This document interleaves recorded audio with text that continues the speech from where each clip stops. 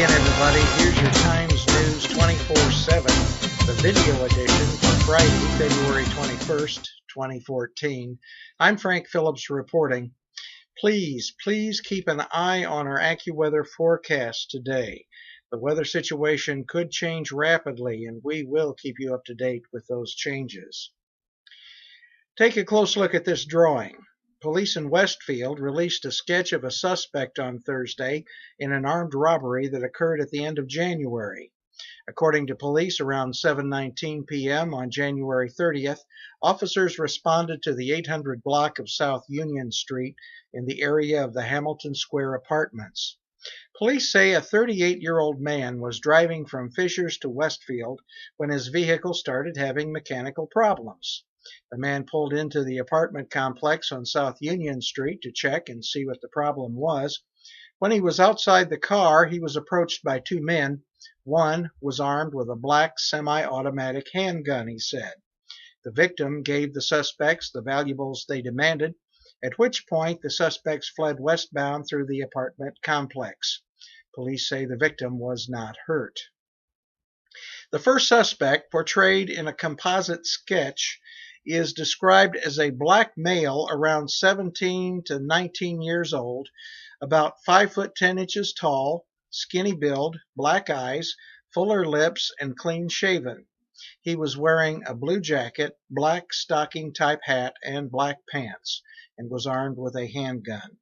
The second suspect is described as a black male with lighter skin than the other suspect, around 17 to 19 years old, about 5 foot 4 inches tall, clean shaven, with smaller lips than the other man. He was wearing a dark coat, black hat, and black pants. Anyone with information is asked to call police. The city of Noblesville announced yesterday plans to enhance Noblesville's roads through 3 projects that will begin construction this spring. According to city engineer John Beery, the projects are all tied together and scheduled to work together. The first project will replace the railroad tracks on a portion of 8th Street and Connor Street, State Road 32 to 8th Street and Logan Street.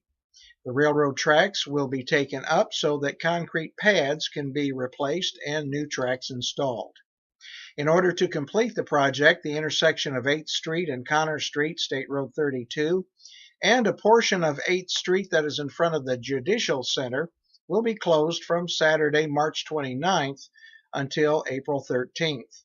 The project will then require the intersection of 8th Street and Logan Street, as well as the portion of 8th Street immediately in front of the Judicial Center from Monday, April 14 to Sunday, April 27.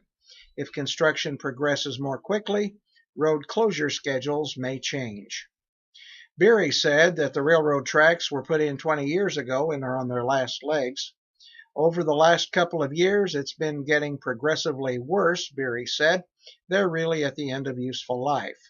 Beery said that the funding for replacing the railroad tracks is being split between the city of Noblesville, the Indiana Department of Transportation, and Hoosier Heritage Port Authority. Hoosier Heritage Port Authority got around a $50,000 grant for the project. The city of Noblesville will put in around $115,000, and INDOT will put in the remaining $200,000 for the project. Beery said that the projects were purposely scheduled for Noblesville school spring break because during that time, traffic around the city is less. With traffic down, it will take the burden off the closure, Beery said.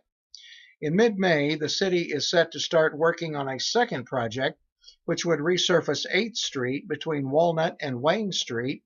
The project is expected to take 2 weeks and will not require any road closures. Beery said that this resurfacing project is being funded by the city, and the project is out for bid among construction companies. The final project will resurface Connor Street, State Road 32, between Hague Road and State Road 37. The project is an INDOT project and may start as early as June. Resurfacing should take 30 days and would include lane closures, but road closures are not anticipated. INDOT will be paying for the resurfacing project of State Road 32. Well, that's it for us. Be sure and keep your eye on the AccuWeather forecast today. For the Times News 24/7, the video edition, I'm Frank Phillips reporting.